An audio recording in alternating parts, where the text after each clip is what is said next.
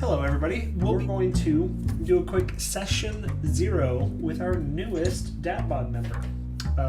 This is Brittany. She is at Typed Mischief, which you'll see scrolling under the screen here as you watch.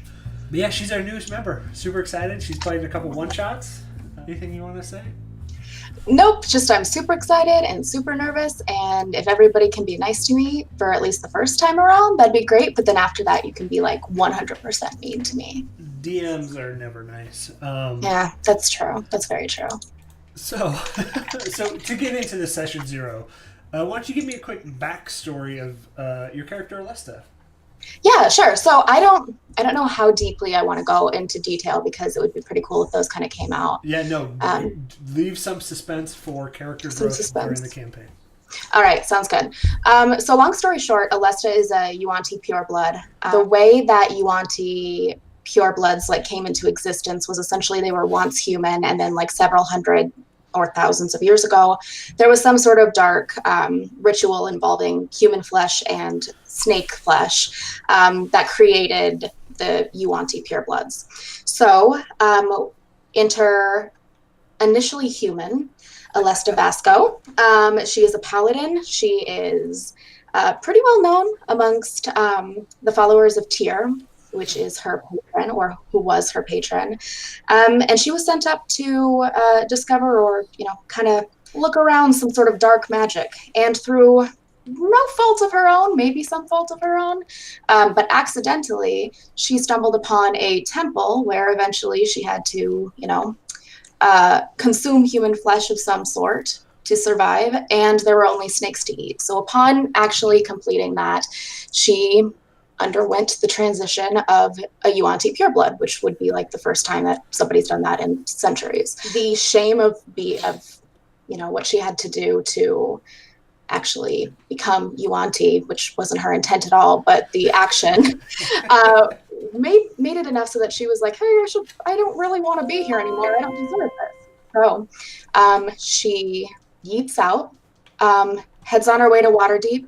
She wears a mask, a hood, and heavy armor so that she can hide the very prominent scales on her face and chest and pretty much any part of her skin.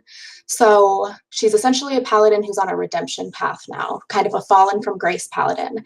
And she is lawful good, which is the first time I have ever played a lawful good, usually because I'm chaotic energy myself. But so I'm looking forward to kind of figuring out what that's like. No, I'm super excited for this, and I was just saying not a lot of people play Yuan-Tis as PCs, and interestingly enough, we fought some Yuan-Tis in our last campaign. So maybe some residual dislike there. Yeah, absolutely.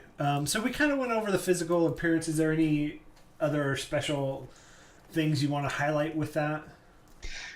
Not particularly. I think one thing is that she is very snake-like in the sense that she has scales. They're very, very prominent, but she does retain the human eyes that she has. So they're not snake-like in that. She does everything that she can to hide that, which there's only so much you can do when your face is covered in scales. So right. As you can imagine, I'm sure she has a very good time in Waterdeep. Absolutely. So what does bring you to Waterdeep? What brings Alesta back to Waterdeep? Well, Bob, it's a den of sin.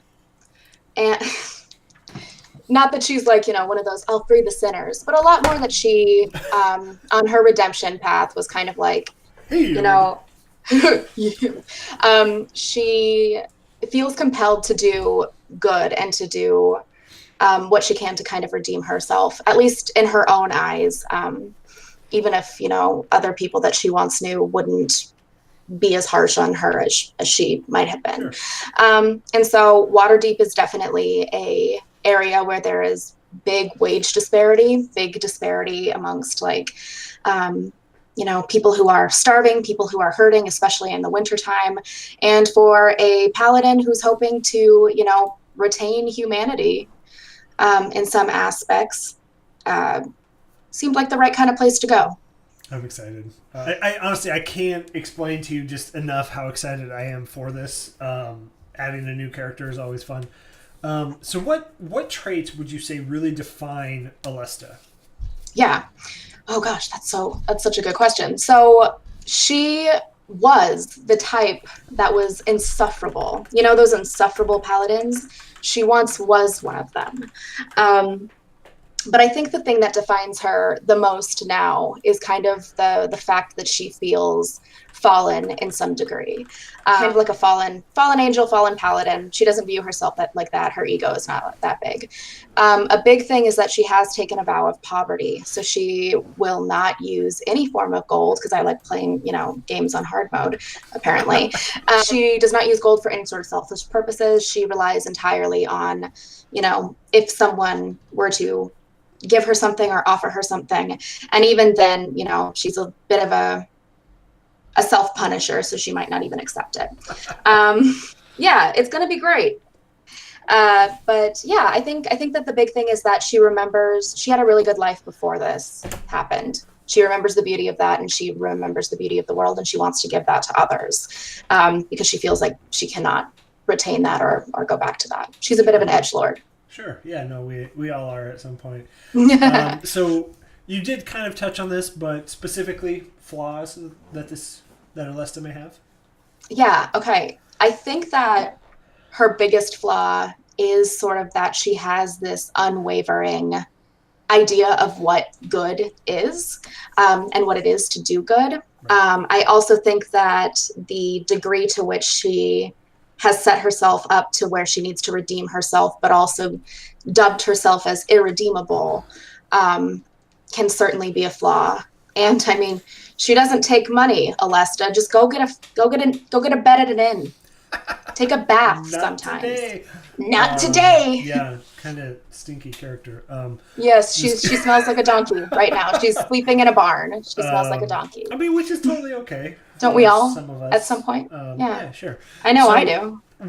What do you, Brittany, want to achieve with this character in this campaign? How does this help you in your D&D growth? It's always so tricky, because when you create a character and you start playing them, when you create a character and you think about them, and then when you start playing them, a lot of times your vision for the character shifts. So not really knowing how Alesta is going to be played, I think really what I want to kind of feel out is, as she is moving forward with the party inside the storyline, kind of examining a little bit more of that character growth, and hopefully either coming to terms with what happened, and terms with herself, or spiraling into self-hatred. One or the other, growth or degrowth. We'll see. Sure. So those are really all the questions I had for you. Do you have any for me as you get into this? So you have played with me as a DM once now. I can go over. I'm pretty forgiving as a DM. I'm not out to kill the players. That's good. I give advantage pretty healthy. I really, really like to let you role play and you drive the story, because if it's all me driving the story, it's not fun. It becomes this collaborative thing that we have. And right. It really lets the role play moments just organically come out too. It's not like, hey, it's RP time. Let's switch modes. Right. And you also notice that I don't do a ton of combat, because combat is kind of boring to an extent. I mean, it's there, it's needed, it has its purpose. You're not going to level up with just going around murder hobo style, killing everybody, because it's just not fun. It's not realistic, and it doesn't, D&D doesn't have to be that. We will be doing milestone level ups. So when you guys reach certain points in the module, you'll just level up. But yeah, so quick overview is me as a DM, but do you have any questions? Not really any questions, except for, how far into this module are we? And how far can we see this extending? Are we still in the very early stages, mid stages, towards the end? I would still say we're early stages. So the plot hasn't really thickened. Maybe some clues have been dropped, maybe some red herrings have been dropped, but nothing that is crazy. Okay. So we're pretty early, but in the book terms, so in the Waterdeep Dragon Heist book, it is chapter 3. So Out of 5. okay. So we just started chapter 3, and I mean we got this much left, including the appendixes. So we got a lot. Okay. Chapter 3, 4, and 5 are going to probably be the bulk of the campaign, and then we got a lot of room to grow. So there's been talks of what happens after Waterdeep. We've kind of quickly touched on maybe a homebrew campaign continuing on with these characters, or maybe going to like Curse of Strahd or Storm King's Thunder or something like that. Mm-hmm. So Awesome. Sounds good. all right, are we ready to join the main call? Oh, and look, it is 8:29. We got 1 minute. We are just Slick and we professional. are good.